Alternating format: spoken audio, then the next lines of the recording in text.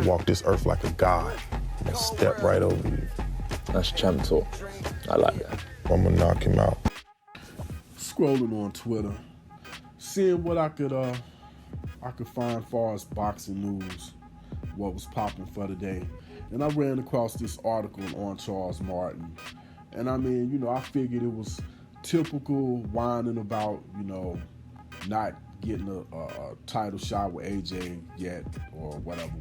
And to a certain degree that was the case, but not really. Instead of complaining not getting a shot with AJ, he's complaining about not being able to fight Pulev. He wants AJ to step aside. But the interesting part about it, he's saying AJ should do him this favor because he did it for AJ. He's saying, I made AJ. They're like, well, hold up. How in the world did he make AJ when he got knocked out by AJ? Well, what he's saying, not saying he made AJ by AJ beating him. He's saying he made AJ because AJ wouldn't have been a champion no time soon. He's saying AJ might have not still had a belt right now to this day if Charles Martin wouldn't have gave him the opportunity. He's saying if he wouldn't have went over to Europe, he wouldn't have got the opportunity. He's saying Joshua would have had to wait years before he would have got a title shot. That's what Martin is trying to say. Now, whether that's true or not, who knows? Whether he would have got a title shot from one of the other boxing sanctioning body, who knows? But what I'm more interested in, even beyond that, is the fact that he said, he's saying he didn't train for Joshua. He thought Joshua was a bum. A chinny bum. He said he still believe he's right about the chin thing. But what got me, he said he didn't train a lick for Anthony Joshua at all. A guy who at the time I think was like, 15-0 with 15 KOs. You didn't train for this guy at all. Like, come on, man. Now, people been saying for years they felt like he sold that title. He's admitting it. He's admitting that he's basically sold that title to Anthony Joshua, and he's saying he should do him the same favor by letting him get a belt back by moving out the way and letting him fight Pulev. That's what he's saying. I'll be honest with you. As far as I'm concerned, he might as well say through the fight.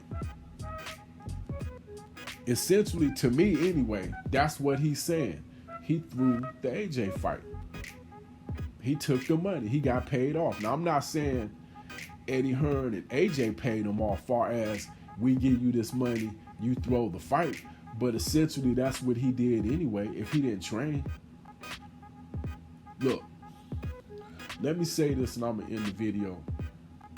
I don't care who you are.